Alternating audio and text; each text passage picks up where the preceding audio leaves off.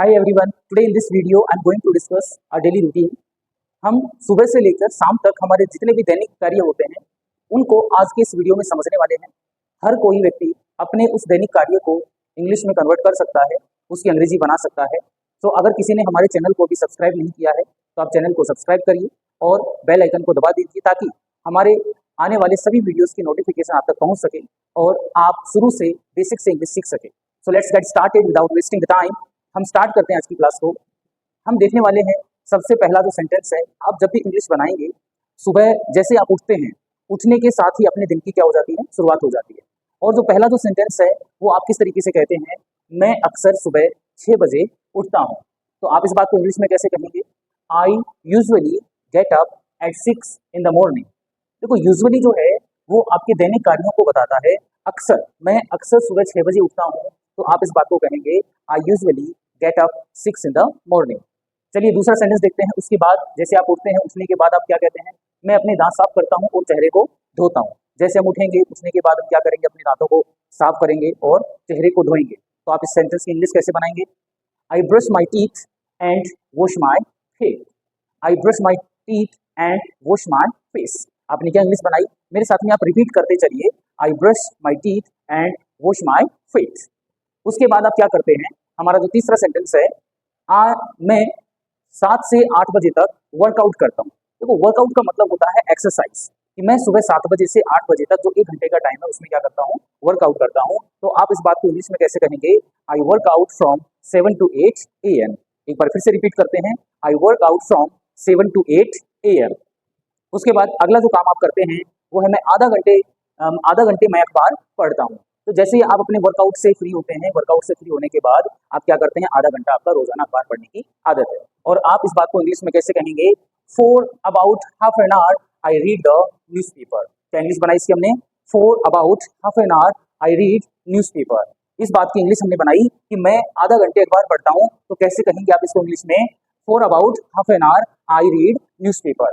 अगला जो सेंटेंस है, चलते हैं उसकी तरफ, और सेंटेंस है, फिर मैं नहाता हूँ और ऑफिस के लिए तैयार होता हूँ। ठीक है, सबका जो रूटीन है वो हो सकता है कि कुछ अलग हो सकता है कि आप अपने कार्यों को कुछ आगे पीछे करते हैं, लेकिन लगभग जो व्यक्ति हैं उनका जो रूटीन है कुछ इसी तरीके का होता है। तो देखिए, मैं यहाँ पर एक सैंपल के रूप में सेंटेंस दे रहा हूँ, तो आप जितने भी लोग इस वीडियो को देख रहे हैं, आप अपने हिसाब से आपका जो भी उस काम को करने का टाइम है वो उसमें चेंज कर सकते हैं। तो चलिए अगला सेंटेंस हम देखते हैं, फिर मैं नहाता हूँ और ऑफिस के लिए तैयार होता हूँ। इस बात की आप इंग्लिश कैसे बनाएंगे, then I take a shower and get ready for office. कैसे बनाई आपने इसकी English, then I take a shower and get ready for office. मैं नहाता हूँ, देखो टेक अ शावर का मतलब होता है नहाना, और आप चाहो तो कह सकते हैं आई टेक बाथ। आप टेक बाथ भी यूज कर सकते हैं और आप टेक अ शावर भी यूज कर सकते हैं। उसके बाद आपने कहा and get ready for office, मैं नहाता हूँ और ऑफिस के लिए तैयार होता हूँ। उसके बाद क्या करते हैं, अगला जो एक्शन है, चलते हैं उसकी तरफ। आपको अगर कहना हो उसके बाद मैं नाश्ता करता हूँ, सभी लोग नहाने के बाद, तैयार होने के बाद में नाश्ता करते हैं, तो इस बात की इंग्लिश कैसे बनाएंगे, मैं उसके बाद नाश्ता करता हूँ। After that I take breakfast. After that I take breakfast, इस बात की इंग्लिश कैसे कहेंगे, after that I take breakfast. चलते हैं आगे, नाश्ता करने के बाद आप क्या करते हैं, देखो नाश्ता करने के बाद में कुछ, अगर कोई स्टूडेंट मेरे इस वीडियो को देख रहा है तो हो सकता है कि वो स्कूल के लिए तैयार होता है। अगर कोई अन्य प्रकार का कोई व्यक्ति इसको देख रहा है तो वो अपने हिसाब से इसमें क्या कर लेगा, टाइम को एडजस्ट करेगा।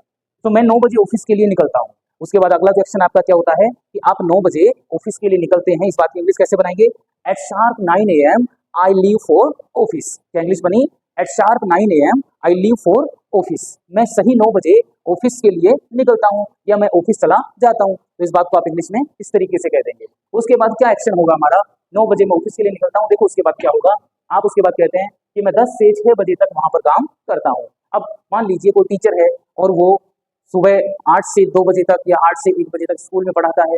कोई गवर्नमेंट एम्प्लॉय है, वो 10 बजे से 6 बजे तक ऑफिस में काम करता है। किसी का काम कुछ हो सकता है, किसी का काम कुछ हो सकता है, तो सभी अपने इस टाइम को यहाँ पर क्या कर सकते हैं, चेंज कर सकते हैं। मैं 10 से 6 बजे तक वहाँ काम करता हूँ, I work from 10 AM to 6 PM there. इसकी इंग्लिश कैसे बनाएंगे, I work from 10 AM to 6 PM there. चलते हैं आगे, और अगला जो सेंटेंस है, आगे क्या काम होता है, 6 बजे मैं वापस ऑफिस से निकलता हूँ। देखो 6 बजे मैं ऑफिस से निकलता हूँ, आप ऑफिस गए हैं, 10 से 6 बजे तक वहाँ काम किया है, और काम करने के बाद आप ऑफिस से वापस घर आते हैं, तो वो टाइम है मैं 6 बजे ऑफिस से निकलता हूँ। उस बात की इंग्लिश कैसे बनाएंगे, at 6 o'clock I leave office. At 6 o'clock I leave office. सभी एक साथ मेरे साथ रिवाइज करिए। I at 6 o'clock I leave office. 6 बजे मैं ऑफिस से निकलता हूँ। अगला सेंटेंस देखते हैं। 6:30 तक मैं घर पहुंचता हूँ। देखिए, हम 6 बजे ऑफिस से निकलते हैं, उस टाइम तो लगेगा घर आने में, तो 6:30 बजे तक मेरे कहाँ पहुंचना होता है? घर पहुंचना होता है। तो मैं 6:30 बजे तक घर पहुंचता हूँ। आप इंग्लिश में कैसे कहेंगे? At 6:30 I reach home. I at 6:30 I reach home. 6:30 बजे मैं घर पहुंचता हूँ। अगर किसी के देखो घर पहुंचने का टाइम 3 बजे, वो कहेगा आई रीच होम एट 3 PM। कोई 5 बजे घर आता है, कोई 10 बजे घर आता है, कोई 8 बजे घर आता है, तो अपने अपने हिसाब से क्या कर लेंगे? टाइम को चेंज कर लेंगे। चलते हैं अगले काम की तरफ। उसके बाद आप क्या करते हैं? घर पहुंचने के बाद मैं कुछ देर आराम करता हूँ। जैसे आप घर पहुंच गए, घर पहुंचने के बाद आपको क्या जरूरत है? कुछ रेस्ट की जरूरत है। इस बात की इंग्लिश आप कैसे बनाएंगे? After reaching home I take some rest. मैं फिर से रिपीट करता हूँ। After reaching home I take some rest. घर पहुंचने के बाद मैं क्या करता हूँ? आराम करता हूँ, कुछ रेस्ट करता हूँ। उसके बाद अगला जो एक्शन है वो क्या होगा दोस्तों? करीब 9 बजे मैं डिनर करता हूँ।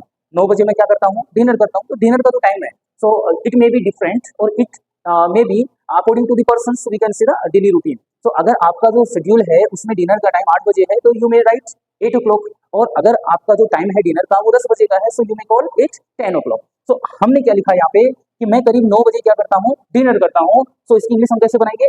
About 9 o'clock I take dinner. About 9 o'clock I take dinner.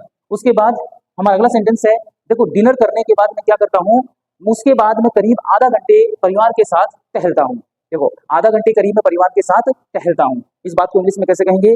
After that I after that for half an our. After that for half an our इसका मतलब है कि उसके बाद मैं करीब आधा घंटे I take stroll with my family. I take stroll with my family. देखो, स्ट्रोल जो शब्द है, स्ट्रोल का मतलब होता है टहलना। तो मैं अपने परिवार के साथ क्या करता हूँ? आधा घंटे टहलता हूँ। तो इंग्लिश कैसे बना दोगे? After that I after that for half an hour I take stroll with my family. और लास्ट में देखिए हमारा जो अंतिम सेंटेंस है वो है, और अंत में मैं 10:30 बजे सो जाता हूँ। 10:30 बजे मैं सो जाता हूँ। And finally I go to bed and sleep at 10:30। फिर से रिपीट करते हैं। And finally I go to bed and sleep at 10:30। अंत में मैं 10:30 बजे सो जाता हूँ। तो ये हमने डेली रूटीन के कुछ सेंटेंसेस देखे। इन सेंटेंसेस में आप अपने हिसाब से अपने टाइम को क्या कर सकते हैं? एडजस्ट कर सकते हैं। आप हो सकता है 9 बजे कुछ और काम कर रहे हैं, यहाँ हमने डिनर का लिखा। So from the first sentence to the last sentence you may adjust your daily routine according to your schedule. आप उस अनुसार इसमें क्या कर सकते हैं? चेंजेस कर सकते हैं। और उम्मीद करता हूँ कि ये छोटा सा वीडियो आप लोगों को अच्छा लगा होगा। अगर अच्छा लगा है तो आप चैनल को सब्सक्राइब कर दीजिए और बेल आइकन को दबा दीजिए और लाइक कर दीजिए, ताकि हमारे आने वाले सभी वीडियोस का नोटिफिकेशन आप तक पहुंच सके। मिलते हैं अगले वीडियो में, तब तक के लिए धन्यवाद।